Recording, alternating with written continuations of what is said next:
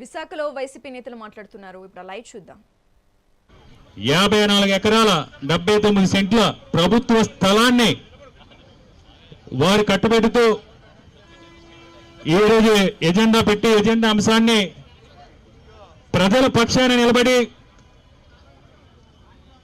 ప్రజల పక్షాన ఒక ప్రతిపక్ష పార్టీగా బాధ్యతాయుతంగా వైఎస్ఆర్ కాంగ్రెస్ పార్టీ కార్పొరేటర్లు పెద్దలు బొత్స సత్యనారాయణ గారు, శాసనమండలి ప్రతిపక్ష నేత, అదేవిధంగా రీజనల్ కోఆర్డినేటర్ కురసాల కన్నబాబు గారు, మాజీ మంత్రివర్యులు అమర్నాథ్ గారు, మా మాజీ శాసనసభ్యులు, సమన్వయకర్తలు అందరూ కూడా కలిసి చర్చించుకుని అంశాన్ని తీవ్రంగా, ఇది ఎందుకంటే ప్రజల ఆస్తి, దీనివల్ల ప్రభుత్వానికి నష్టం జరుగుతుంది కాబట్టి ఇది అన్యాయం, ఇది ప్రజాస్వామ్యం కాదు, ఇది అప్రజాస్వామికంగా కేటాయిస్తున్నారని దాన్ని వ్యతిరేకించడం జరిగింది.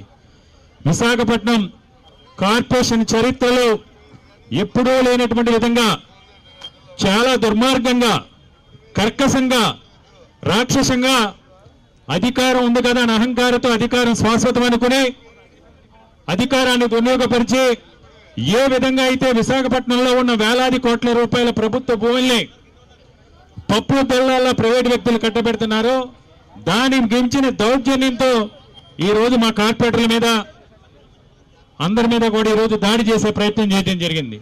పోలీసులు లోపలికి చొరబడి వారు అధికారాన్ని పక్కన పెట్టి చొరబడి ఈరోజు దౌర్జన్యం చేసి మా కార్పొరేటర్ల మీద, మా ఫ్లోర్ లైన్ మీద, డిప్యూటీ మేయర్ మీద, డిప్యూటీ ఫ్లోర్ల మీద 10 మందికి గాయాలయ్యే విధంగా దాడి చేయడం జరిగింది. ఇది చాలా అన్యాయం, అప్రజాస్వామికం.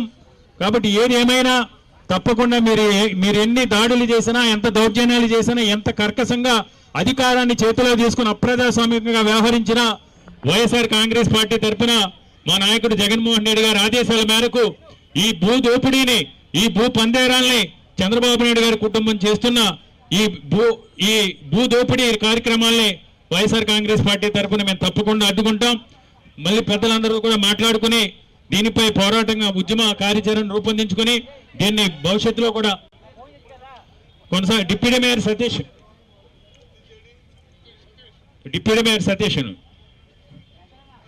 ఈ పోరాటాన్ని కార్యాచరణ రూపొందించుకుని కొనసాగిస్తాం.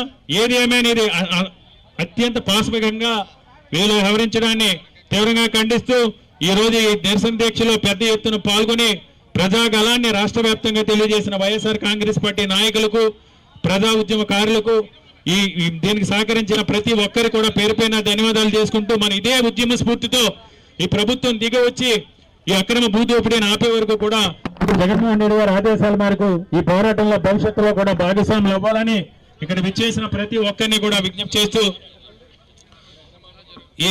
ఈ కౌన్సిల్లో జరిగిన ఘోరాల గురించి, వాళ్ళు చేసిన అరాచకం గురించి మా డిప్యూటీ మేయర్ కట్టమూరి సతీష్ మాట్లాడుతారు. అందరికీ నమస్కారం.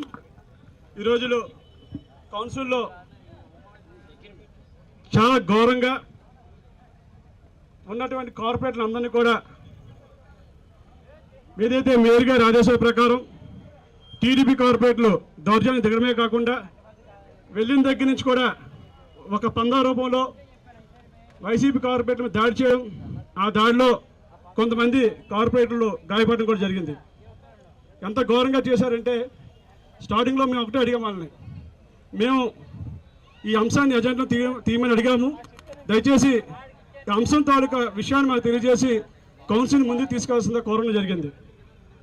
ఆ మాటలు పట్టించుకోకుండా కనీసం చనిపోయినటువంటి జీవీఎంసీ ఎస్సీ గారికి నివాళులు అర్పించకుండా ఆయన మేయర్ గారు కార్యక్రమం స్టార్ట్ చేయడం, ప్రోగ్రామ్ కౌన్సిల్ స్టార్ట్ చేయడం జరిగింది.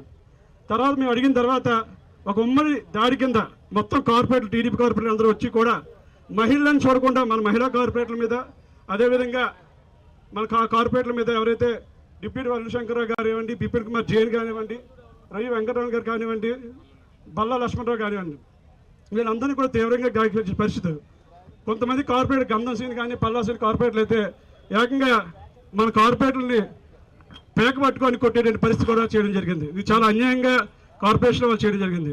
దీన్ని ఎదిరించిన మమ్మల్ని అదేవిధంగా ఫ్లోరిడ్ బాలాసన్ కూడా వాళ్ళు చాలా టార్గెట్ చేసి ఆయన కూడా ఆయన కాలు బాగాలేదని తెలిసేసారు, ఆయన కూడా 2 సార్లు దూరం చేసే పరిస్థితి ఈరోజు కౌన్సిల్లో ఏర్పాటు చేసింది.